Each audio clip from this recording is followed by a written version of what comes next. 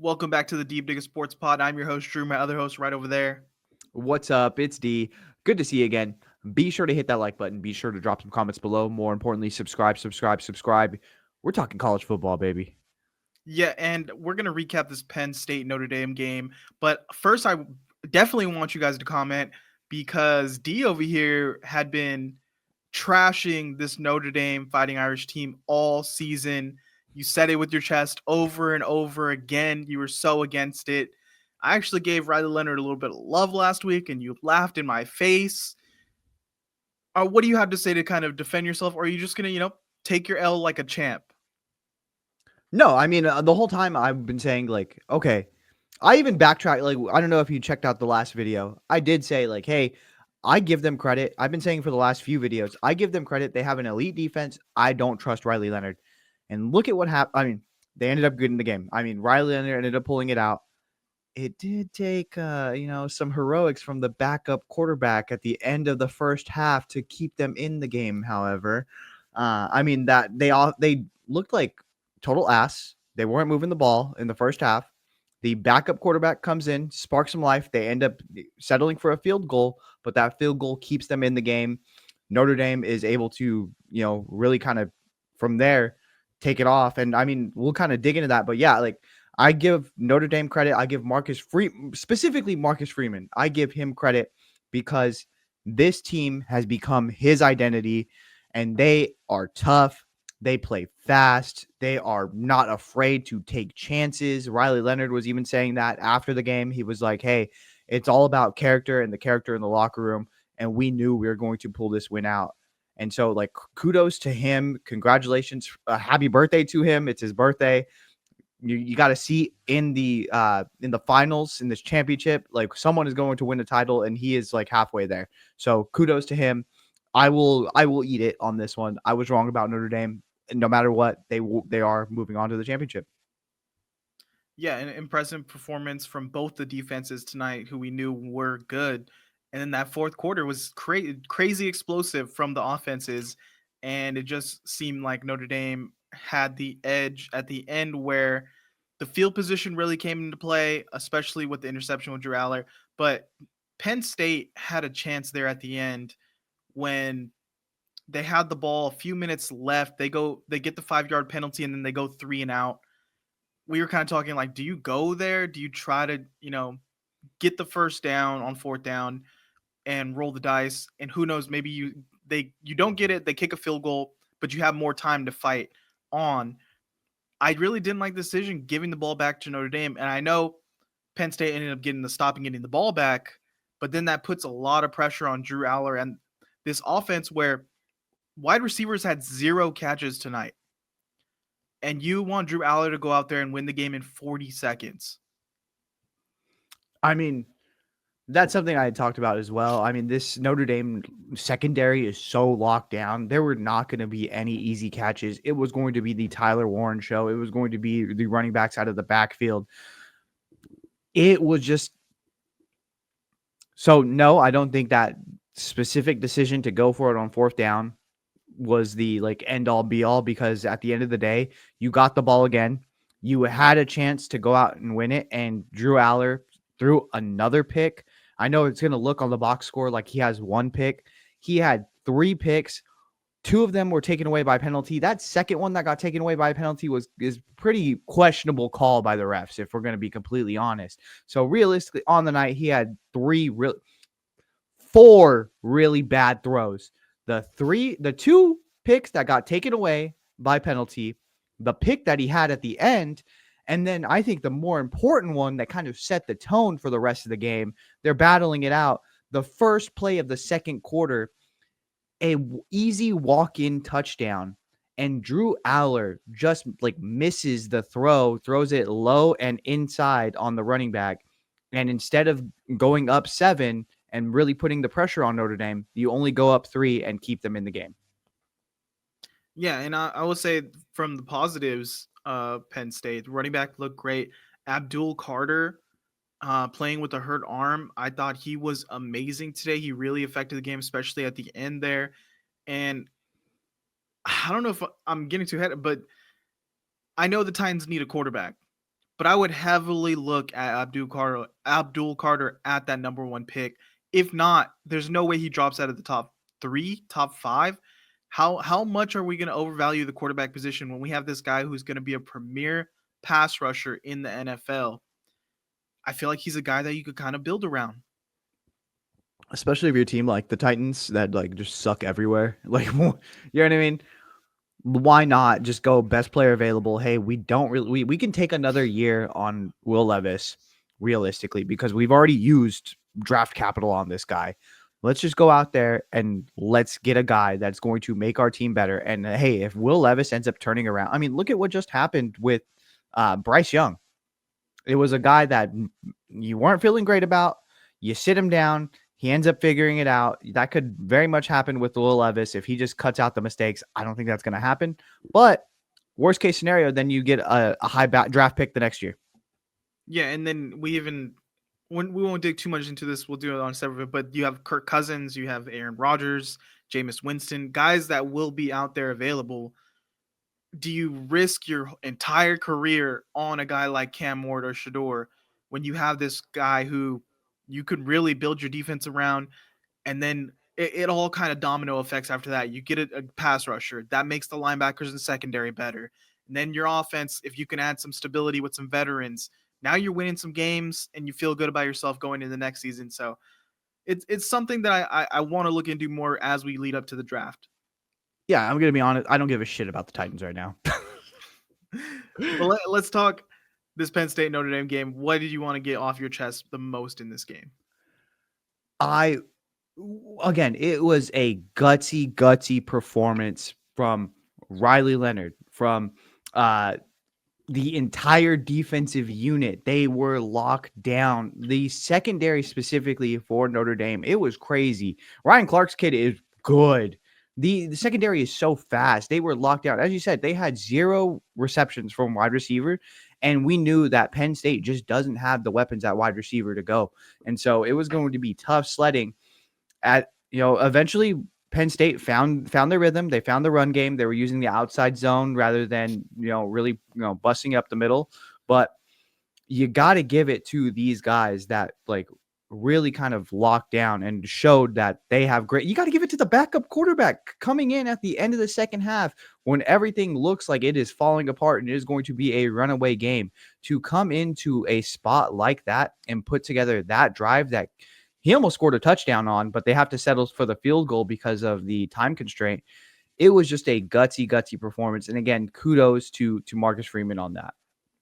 Yeah, and I will acknowledge too, we were almost singing a different tune about Marcus Freeman when Notre Dame had the ball on the second to last drive before the interception, and they're throwing the ball. They're trying to get a deep shot, and they end up having to punt instead of getting a go-ahead field goal there.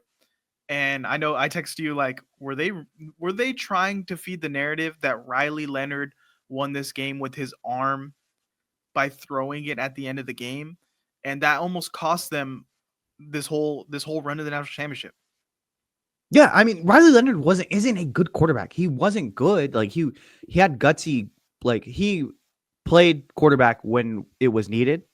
But at the end of the day, he didn't have like stand out. This was a crazy performance. Oh my God, I've never seen quarterback played like this. This is a different game. He didn't have Especially that. in the pass, like must pass situations at the end right there. The pocket just collapsed. They put a spy on him and he just falls apart. Yeah, but he did enough to get the win. I mean, realistically, that's what you do. You have to play to your strengths, and he is a mobile guy that is trying to create separation, that is trying to let people get open down the field the longer he stays alive. So he did that tonight when he needed to. I don't think it didn't change my opinion about him as far as like, oh, he's a national championship caliber quarterback, but he very well might end up being that because of this defense, because of these running backs, because of the receiving core bailing him out. And I mean, he did make some good throws. I'll give him that, and especially the long touchdown at to get them Where the to DB fell 24. down? Yeah. He got it there. And then at the end, they rolled out. He hits a guy on the run. They get closer field goal range. But yeah, as far as the matchup looking forward, if you're Notre Dame, are you feeling Ohio State or Texas, or does it not even matter at this point? I think you're hoping, you're just praying that it's Texas. Like, somehow Texas pulls it off because Texas has been so inconsistent this entire year. Realistically, they did not play a tough schedule coming into the SEC. I think that was on purpose. I think that, because they were a playoff team before, you want to ease them into the SEC. You still want to keep playoff teams alive. I think that was done purposely. They've always just felt like there's something missing. Like, hey, there's just like, if they have all this talent, they could score very quickly when needed. We've seen it against ASU this past week, where it's like, okay, well, all else fails. Let's just get it down the field. Let's score. Let's take it to overtime. Okay, well, now we need to score. Let's go ahead and do that. 4th and 13, Quinn Ewers somehow becomes a quarterback again and turns it on. But that has not been the case the entire year. It's just been these ebbs and flows with Texas. And if you're looking at it, you're like, I'd rather take that than what I've seen from the last 2 weeks in Ohio State. Ohio State looks like if they play their A game, they are going to stomp every single team in the nation. Yeah, but that's the thing is Ohio State going to bring their A game, which they have as of recent, but we've seen them when they don't bring their A game, and it gets ugly. But Texas, I feel like, has been even their offense is less consistent than Ohio State's. I wouldn't feel great about them playing an elite level defense like Notre Dame has. So I think I would be pulling if I'm Notre Dame, I'm pulling for Texas. But what did Northern Illinois' coach tell Marcus Freeman that saved the season? Yeah, right. I mean, you have Good to look question. at it and think that's a pivotal loss. Like, they were flying high. I had marked them down. Like, okay, with the rest of their schedule, there's no way that they don't make this playoffs. Like, let's go ahead and stamp it right now. I'm going to go ahead and stamp that ticket. It was week 2. I got way too ahead of myself, and I think that's why I overcorrected and hated on him after that, because the Northern Illinois loss was so pivotal. But coming out of the Texas A&M game, it was a road game. It was rocking there, and you shut them down. You had to be feeling good about yourself, and then you just get completely humbled by a MAC team, and the coach offers to help you out. And he did take that advice, like, and it's they've not looked back ever since. Like, it is so the ability to take that loss and make it so you have 2 roads on that. You can make it, oh, woe is me, we've already lost our entire season, or you can make it a rallying cry, and it seems like that's what the path that they chose. They made it a rallying cry. We are never going to be humbled like that again, and they have not ever since. Well, where does that put Marcus Freeman for you in the list of elite coaches in college football right now? Is he in the top? Is he near the top? Is he top 25 for you? Where are you putting him? You've got to put him up there. I mean, realistically, there is not a lot of top coaches in the nation right now. I mean, if you think about it, we talked about this a little bit before. This year, there was only 3 head coaches that have won a national title that were active this year. So there is a bunch of guys. There is a slew of guys that are going to be getting their first national title in the next coming years, especially with the way the NIL and the way that the playoff format has now opened up, and they're now adding. You might be able to get a 5th year like regular from the NCAA so that's going to open up a whole lot of things. So I think that, you know, as it goes in the pecking order, he's got to be up there. He's got to be top 5, top 10 at least, because now it's a chance to, you don't even need to be a top 4 team anymore to get into this playoff. And once you do, you can wreck shop. We've seen now, like, the teams that are in this, like, they wouldn't have made it in the 4-team playoff format. Yeah, and he's definitely top 5 for me right now, especially if he wins it. Where does that leave you? You got to put him in over Ryan Day.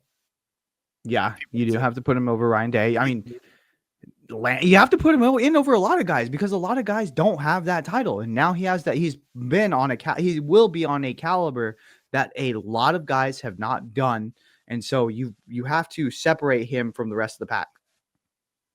Yeah, well, we'll see. Hold on, We're hold on, hold on. On coaching, James Franklin.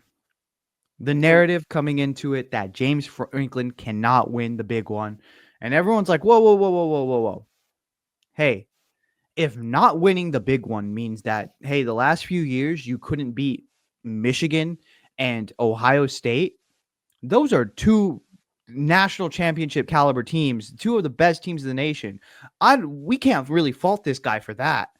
And then for him to go out there and just like heap Notre Dame in this game when they should have been, realistically, they had chances to pull away. It does bring up the narrative.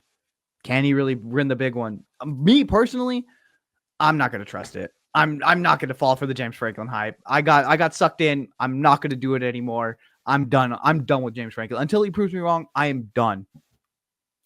I mean, I will say going into this playoff, we felt really good about this Penn State team. This was kind of like our dark horse pick to win it all, but I wasn't like, oh yeah, for sure they're a slam dunk national championship team. Like it was kind of like, well, if things align, the offense gets hot, that defense is good, they have the pieces to win it.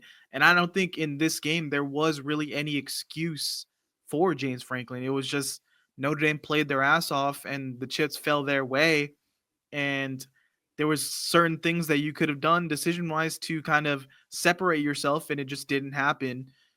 I don't see. I mean, other than you could say, oh, he didn't have elite receivers. I mean, he has an elite tight end. He has an elite running back. He has a good quarterback that people are hyping up that to be a first round, maybe top pick, and it just didn't happen for him. So, yeah, maybe it did. That narrative, the pressure of the situation, did creep up on him a bit. Yeah, it's not like, oh, like I just got out coached. It's like, hey, we had opportunities here. You were winning this game. If you would have just put them away, you'd be the one sitting there going to this national championship and people would be singing your praises. But instead, we're here saying you can't do it again and again and again. And it's just like an ongoing theme. I'm out on Franklin. I just think that it's over his head as far as getting to that next. Some guys aren't just meant to do it. Some guys are gateway guys and gatekeepers. He's just a gatekeeper at this point. I mean, I think he'll have a chance next year for sure. But the But thing then is, he's going to run into Ryan Day and Ohio State again. well, that's what I'm saying. My thing is, this if you were gonna do it, this was the year to do it.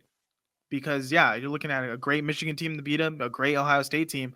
This was a beatable Notre Dame team, and as great as they played, they were flawed, obviously, with a quarterback who had some throws, but like they don't have an elite quarterback, and you have a great defense, and I feel like the matchups favored Penn State more so than Notre Dame over, and this was the game that he should have done to erase that narrative completely.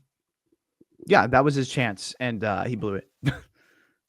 Well, yeah, you guys let us know how you feel about it in the comments. We're going to be covering the next game, the national championship, and we're going to do a full recap of Ohio State, Texas. So, what's your pick? Ohio State or Texas? For Ohio State. Ohio State. All right, let us know in the comments. Like, subscribe, please. We'll see you next time. Later.